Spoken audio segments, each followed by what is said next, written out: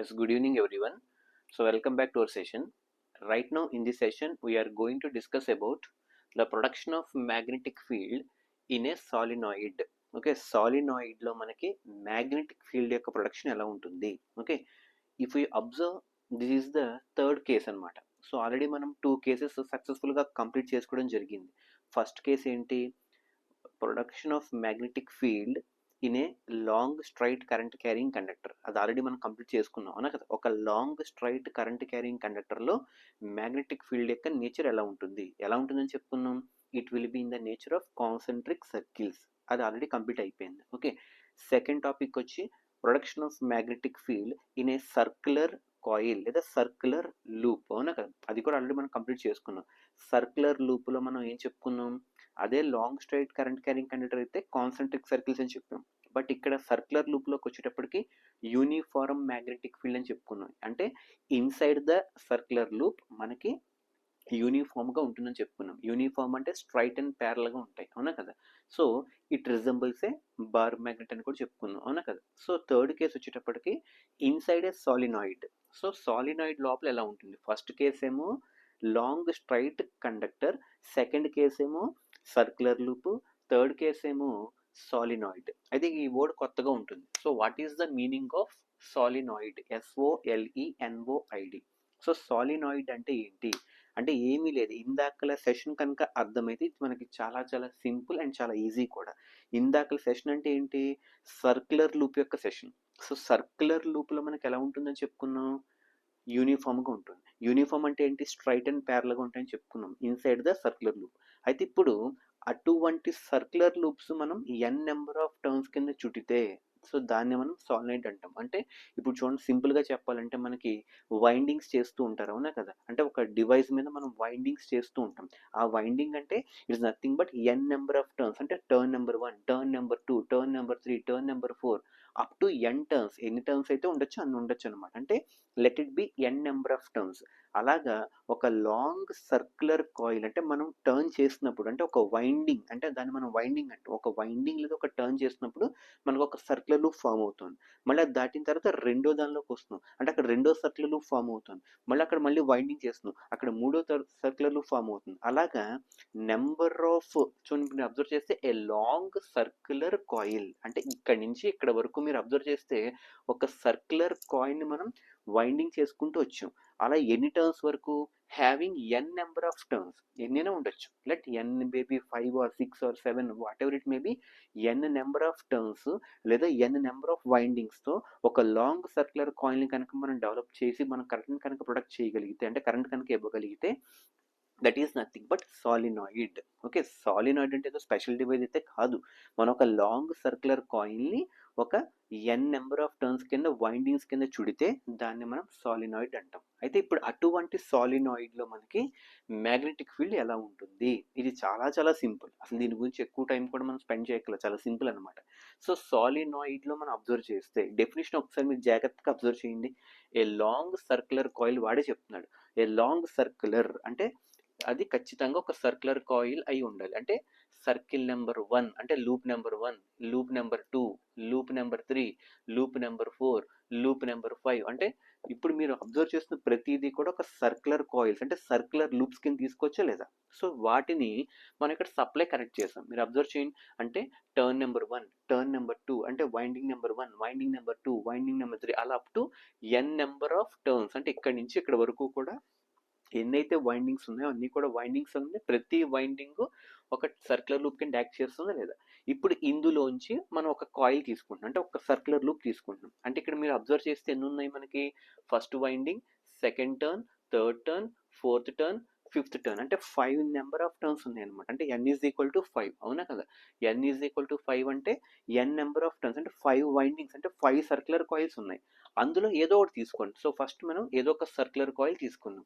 ఈ సర్క్యులర్ కాయిల్లో ఇక్కడ నుంచి ఆల్రెడీ మనం చెప్పుకుంది అవునా కదా. సర్క్యులర్ కాయిల్లో ఏం చెప్పుకున్నాం మళ్ళీ, సో ఫస్ట్ మనం ఎక్కడి నుంచి అయితే తీస్తున్నామో అదొక సెంట్రల్ యాక్సిస్ కింద తీసుకుంటాం అవునా కదా. సో కిందదేమో సౌత్, పైదేమో నార్త్, అవునా కదా. So this is the main central axis of the circular coil.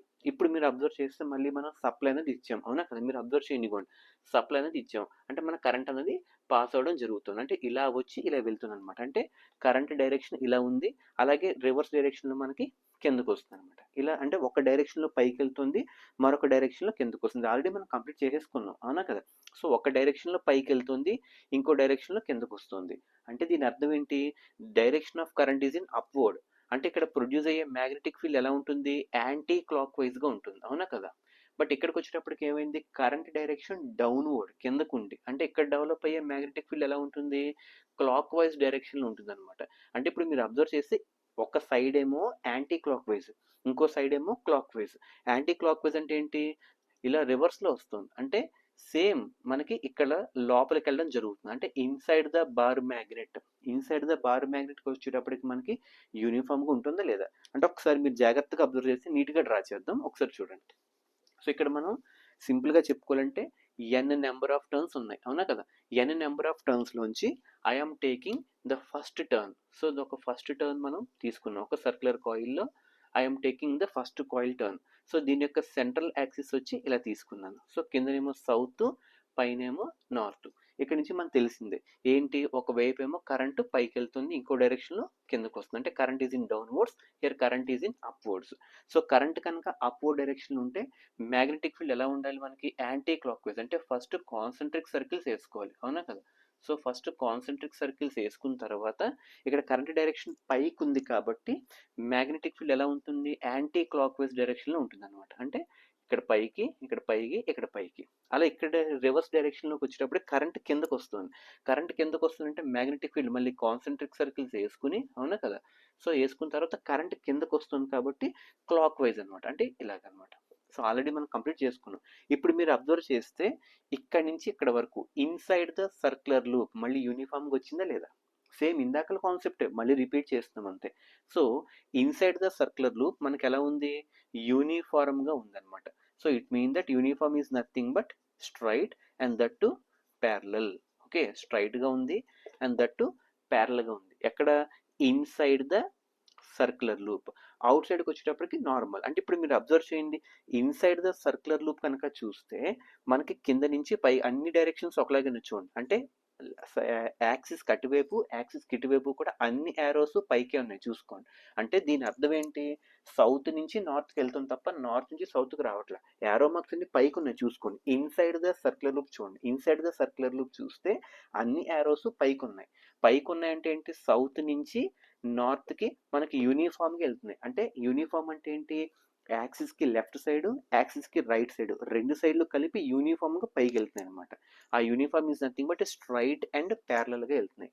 So దీన్ని బట్టి ఏమర్థం అవుతుంది, సౌత్ నుంచి నార్త్, అంటే ఇన్సైడ్ ద సర్క్యులర్ లూప్ ఏమో సౌత్ నుంచి నార్త్కి వెళ్తుంది. బయటకు వచ్చేటప్పటికి ఏమవుతుంది, నార్త్ నుంచి సౌత్కి వస్తుంది చూసుకోండి, అవునా కదా. ఇవి ఇలా వచ్చి మళ్ళీ ఇలా బయటకు వస్తుంది. ఈ సెకండ్ లూప్ వచ్చి మళ్ళీ ఇలా వస్తుంది, ఈ థర్డ్ లూప్ వచ్చి మళ్ళీ ఇలా వస్తుంది. అంటే బయట సర్క్యులర్ లూప్ బయట ఏమో నార్త్ నుంచి సౌత్కి వస్తుంది, ఇన్సైడ్ ద సర్క్యులర్ లూప్ ఏమో సౌత్ నుంచి నార్త్కి వెళ్తుంది. అంటే దీన్ని బట్టి ఇది ఒక బార్ మ్యాగ్నెట్ అని చెప్పచ్చా లేదా, సౌత్ టు నార్త్. అంటే లోపల, అంటే సర్క్యులర్ లూప్ లోపల సౌత్ నుంచి నార్త్కి వెళ్తుంది.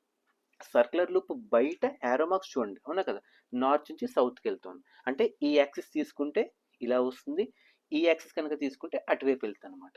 సో ఇప్పుడు మీరు అబ్జర్వ్ చేసే లేదా. సో ఇది దేనికి, ఒక టర్న్కి అనమాట.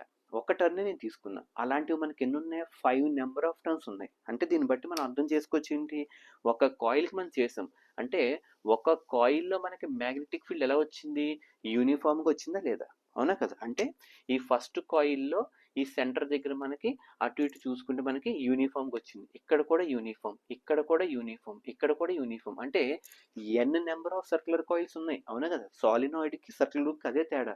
ఒక సర్క్యులర్ లూప్ అంటే ఒకటే ఉంటుంది, సాలినాయిడ్లో ఎన్ నెంబర్ ఆఫ్ సర్క్యులర్ లూప్స్ ఉంటాయి అనమాట. సో ఇప్పుడు మీరు అబ్జర్వ్ చేస్తే ఇక్కడ యూనిఫామ్ వచ్చింది, మరి ఇక్కడ కూడా అలాగే రావాలి, అవునా కదా. ఇక్కడ కూడా అలాగే రావాలి, ఇక్కడ కూడా అలాగే రావాలి, ఇక్కడ కూడా అలాగే రావాలి. అంటే సౌత్ నార్త్, సౌత్ నార్త్. అంటే మీరు అబ్జర్వ్ చేయండి, సౌత్ నార్త్, అలాగే south north, south north, south north, south north. అంటే మీరు అబ్జర్వ్ చేసుకుంటే సౌత్ నార్త్, సౌత్ నార్త్ అలా వస్తాయి అనమాట. సో ఫైనల్గా మీరు అబ్జర్వ్ చేస్తే ఇప్పుడు ఎలాంగ్ ద లెంత్, అంటే సాలినాయిడ్ ఇక్కడ నుంచి ఇక్కడ వరకు ఉంది మనకి, అవునా కదా. ఎలాంగ్ ద లెంత్, లెంత్ ఎంతైతే ఉందో అవునా కదా? ఉన్న లెంత్ ప్రకారంగా మనకి యూనిఫామ్గా ఉందా లేదా? సో ఫైనల్గా చెప్పొచ్చు, అవునా కదా? Along the length of the solenoid the magnetic field will B uniform. అవునా కదా? ఇక్కడ కూడా మనకి యూనిఫామ్గా ఉంది. ఎందుకు యూనిఫాము? ఇక్కడ లోపల కూడా మనకి పైకే ఉంటున్నాయి, అంటే సౌత్ నుంచి నార్త్కే ఉంటున్నాయి, అంటే ఇక్కడ కూడా యూనిఫామ్, ఇక్కడ కూడా యూనిఫామ్, అంటే సేమ్ ప్రిన్సిపల్ చూసుకుని ఎక్కడో యాక్సిస్ తీసుకుని, ఎక్కడో యాక్సిస్ తీసుకుని, ఎక్కడో యాక్సిస్ తీసుకుని, ఎక్కడో యాక్సిస్ తీసుకున్నాం. సో తీసుకున్నప్పుడు మళ్ళీ south north, south north, south north అలా తీసుకున్నప్పుడు మళ్ళీ ఏరో మార్క్స్ అన్ని కూడా పైకి వెళ్తున్నాయి. అంటే మీరు అబ్జర్వ్ చేస్తే ఈ సాలినాయిడ్ ఒక బార్ మ్యాగ్నెట్ కింద రిప్రజెంట్ చేయలేదా? So solenoid can also be represented as bar magnet, అవునా కదా? ఎందుకు? అలాంగ్ ద లెంత్, అంటే నువ్వు ఎన్ని నెంబర్ ఆఫ్ టర్న్స్ అయితే తీసుకుంటావో ఆ తీసుకున్న ప్రతి టర్న్, అంటే along the length we will come to know that uniform magnetic field, అవునా కదా? Uniform magnetic field will be observed along the length, along the length. Length ఎంతైతే ఉంటుందో ఆ లెంత్ ఎంతైతే ఉంటుందో ఆ లెంత్ ఉన్నంత వరకు కూడా మనకి ఇక్కడ యూనిఫామ్, ఇక్కడ యూనిఫామ్. అంటే సింపుల్గా చెప్పాలంటే అలాంగ్ ద లెంత్, అంటే సాలినాయిడ్ యొక్క లెంత్ ఎంతైతే ఉంటుందో ఇన్సైడ్ ద సాలినాయిడ్, అంటే ఈ సాలినాయిడ్ లోపల the magnetic field will B ఎలా ఉంటుంది? Uniform. Uniform is nothing but straight plus parallel. అంటే నువ్వు ఏ కాయిల్ తీసుకున్నా, కాయిల్ నెంబర్ 1, కాయిల్ నెంబర్ 2, ఏ కాయిల్ తీసుకున్నా యూనిఫామ్, సెకండ్ కాయిల్లో యూనిఫామ్, థర్డ్ కాయిల్లో యూనిఫామ్. అది ఎంతవరకు ఉంటుంది? లెంత్ ఎంతైతే ఉంటుందో అంత, అంటే along the length will come to know that the uniform magnetic field will be observed along the length of the solenoid which represents a bar magnet. Is it clear or not? So దీన్ని మనం సాలినాయిడ్లో మనం magnetic field అని చెప్తాం అనమాట. So solenoid లోపల మనకి magnetic field చాలా స్ట్రాంగ్గా ఉంటుంది. దీన్ని బట్టి చెప్పచ్చు లేదా? We can come to observe that, అంటే first coil, second coil, third coil, fourth coil, fifth coil ఉన్న ప్రతి కాయిల్లో కూడా సెంటర్లో మనకి యూనిఫామ్గా ఉందా లేదా? ఆ యూనిఫామ్ అంటే ఏంటి? మోర్ మ్యాగ్నెటిక్ పవర్ అనేది ఉంటుంది అనమాట. Inside the solenoid we will come to observe there will be production of more magnetic field, or we can say that the magnetic field produced is much more stronger because of the uniformity. Okay, uniformity వల్ల మనకి ఫైనల్గా first coil యొక్క influence second coil, second coil యొక్క influence third coil, తీసుకున్న ప్రతి కాయిల్లో కూడా మనకి యూనిఫామ్గా ఉండడం వల్ల ఇన్సైడ్ ద సాలినాయిడ్ మనకి మ్యాగ్నెటిక్ పవర్ అన్నది యూనిఫామ్గా ఉంటూ it will be more in strength. దాని యొక్క స్ట్రెంగ్త్ కూడా ఎలా ఉంటుంది మనకి? మోర్, చాలా ఎక్కువగా ఉంటుంది అనమాట. ఈ పాయింట్స్ అన్ని మనం గుర్తుపెట్టుకోవాలి. సో ఫైనల్గా solenoid is nothing but a long circular coil which is having N number of turns or windings is set to be solenoid. Okay, and in that solenoid we will be having different circular loops, and we have to consider each circular loop so that inside the circular loop the magnetic field will be uniform. Uniform is nothing but straight and parallel. Like that the solenoid will be having different number of turns, and so in each and every turn the magnetic field will be uniform along the length. Length ఎంతైతే ఉంటుందో ఆ length అంతా కూడా మనకి uniform magnetic ఫీల్డే ఉంటుంది. దీన్ని బట్టి మనం ఏం చెప్పొచ్చు? Inside the solenoid the magnetic field produced is much more stronger because of the influence of the uniform magnetic field. So you can say that a solenoid can act as a bar magnet. ఎలా act చేస్తుందండి?